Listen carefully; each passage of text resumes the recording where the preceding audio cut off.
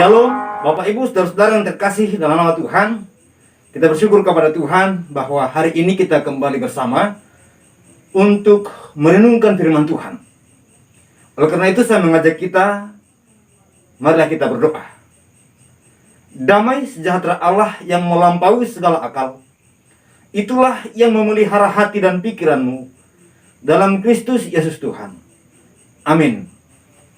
Saudaraku, saya mengajak kita membuka firman Tuhan, dan saya akan membacakan kepada kita dari surat Paulus kepada jemaat yang ada di Efesus. Efesus pada pasal yang kedua, ayat yang 10, satu ayat saja, dikatakan demikian. Karena kita ini buatan Allah, diciptakan dalam Kristus Yesus untuk melakukan pekerjaan baik yang dipersiapkan Allah sebelumnya. Ia mau supaya kita hidup di dalamnya. Yang berbahagia adalah setiap orang yang mendengar dan melakukan firman Tuhan. Saya pernah menonton sebuah kisah yang sangat tragis. Film box office. Seorang menciptakan robot, lalu kemudian ternyata robot itu menyerang dirinya dan membunuhnya.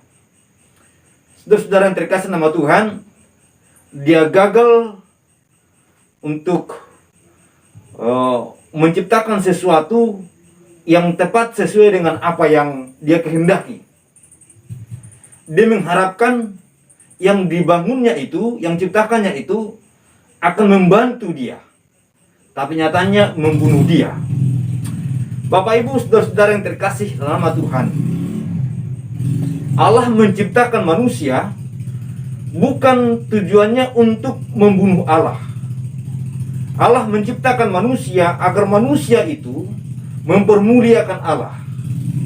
Saya tidak mau saya menjadi produk gagal. Saya percaya saudara juga demikian. Saudara juga tidak mungkin mau menjadi produk gagal. Yang namanya produk gagal itu terbuang sia-sia. Semuanya kita ingin bahwa diri kita sesuai dengan apa yang diharapkan oleh Sang Pencipta kita, itu Tuhan. Saudaraku, ayat ini sangat singkat saja. Dikatakan kita ini buatan Allah. Kata buatan dalam hal ini, dalam bahasa Yunaninya poema, yang artinya suatu hasil ciptaan, suatu awal, bukan akhir. Jadi dibuat untuk satu tujuan. Dan kalau kita membaca konteks Efesus pasal 2, ini berbicara tentang keselamatan, kasih karunia yang menyelamatkan. Bahkan di Lembaga Alkitab Indonesia, semuanya adalah kasih karunia, yang sangat jelas pada ayat yang ke-8 dan 9 dikatakan, sebab karena kasih karunia kamu diselamatkan oleh iman, itu bukan hasil usahamu, tetapi pemberian Allah. Itu bukan hasil pekerjaanmu, jangan ada yang memegahkan diri. Jadi sebenarnya konteks ini berbicara tentang bahwa kita ini adalah ciptaan yang baru. Orang yang beriman disebut sebagai yang telah menjadi manusia baru. Dan orang yang beriman itu tujuannya, yaitu pertobatannya, keselamatannya bukanlah sebagai tujuan akhir, tetapi sebuah awal untuk dia melakukan sesuatu yang terbaik bagi Allah. Banyak sekali orang Kristen gagal memahami perjalanan kehidupan rohani. Dia berpikir bahwa tujuan akhirnya adalah yang penting dia sudah percaya kepada Tuhan, lalu sudah selesai segalanya. Yang penting dia sudah bertobat, dia memiliki Kristus Yesus juru selamatnya, tetapi dia tidak mengetahui apa yang akan dilakukan setelah ini.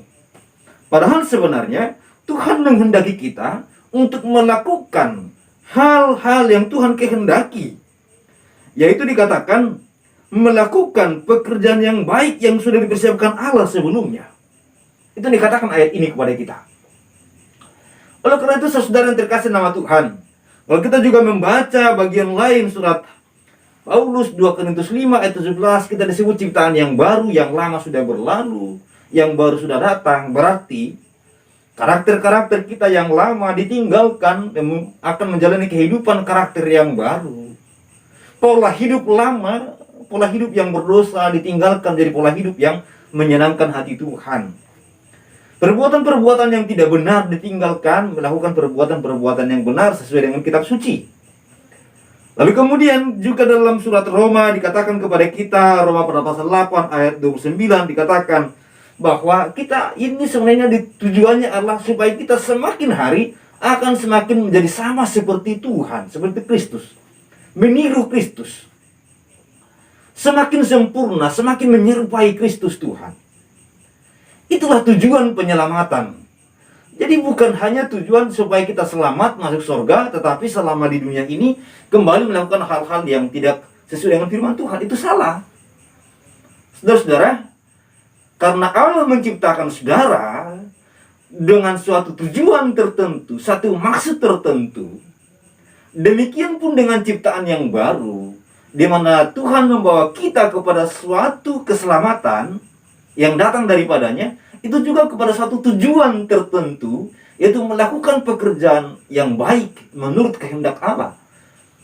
Kalau kita tidak melakukannya, tidak sesuai dengan tujuan itu sama saja seperti yang dalam tanda petik istilah tadi, produk gagal. Apakah Anda menjadi produk gagal? Ataukah Anda menjadi produk dari Allah yang sesuai? Saya tidak mau saya sebagai produk gagal dikategorikan produk gagal. Tetapi saya mau menjadi pribadi yang melakukan kehendak Tuhan sesuai dengan rencana Allah. Oleh karena itu, mari kita renungkan. Sudahkah saya sesuai dengan rencana Allah atau belum? Bagaimana cara hidup saya sesuai dengan kehendak Allah atau enggak? Yaitu melakukan pekerjaan yang baik. Ataukah saya justru melakukan hal-hal yang tidak baik di mata Tuhan? Inilah yang patut kita renungkan. Jadi, kata emas bagi kita hari ini untuk menyimpulkan, saya bukan produk gagal. Berarti dengan demikian, saya harus melakukan pekerjaan yang baik sesuai dengan firman Tuhan. Tuhan memberkati kita. Mari kita berdoa. Terima kasih Bapa, kami bersyukur kepadamu. Kami telah merenungkan firman Tuhan yang mendasar kehidupan kami. Sungguh kami tidak mau menjadi seperti produk gagal. Kami mau menjadi anak-anak Tuhan yang mencerminkan kasih Tuhan. Melakukan kehendak Tuhan, perbuatan-perbuatan yang baik yang mempermuliakan namamu. Setelah Engkau menyelamatkan kami, biarlah kami juga menjadi alat keselamatan Tuhan. Setelah Engkau membenarkan kami, biarlah kami juga menjadi alat menyampaikan kebenaran Tuhan. Biarlah kami menjadi berkat bagi banyak orang. Tolonglah kami dimanapun kami berada. Lindungi dan mampukan kami menjadi berkat dimanapun. Oleh karena itu ya Allah, kami letakkan tangan-Mu. Yang sakit sembuhkanlah mereka, yang lemah kuatkanlah mereka, yang berkekurangan beri mereka kelimpahan. Lalu Tuhan, kemurahan-Mu kasih sayang melingkupi kami semua. Dalam nama Tuhan Yesus kami bersyukur berdoa. Saudaraku, mari arahkan hati dan pikiranmu kepada Tuhan, terimalah berkatnya. Kiranya kasih karunia dan damai sejahtera dari Allah Bapa dan Tuhan kita Yesus Kristus dengan perantaraan Allah Roh Kudus itulah yang menyertai berkati saudara hari ini sampai selama-lamanya. Amin. Amin. Tuhan berkati kita semua dan sampai ketemu di edisi-edisi berikutnya.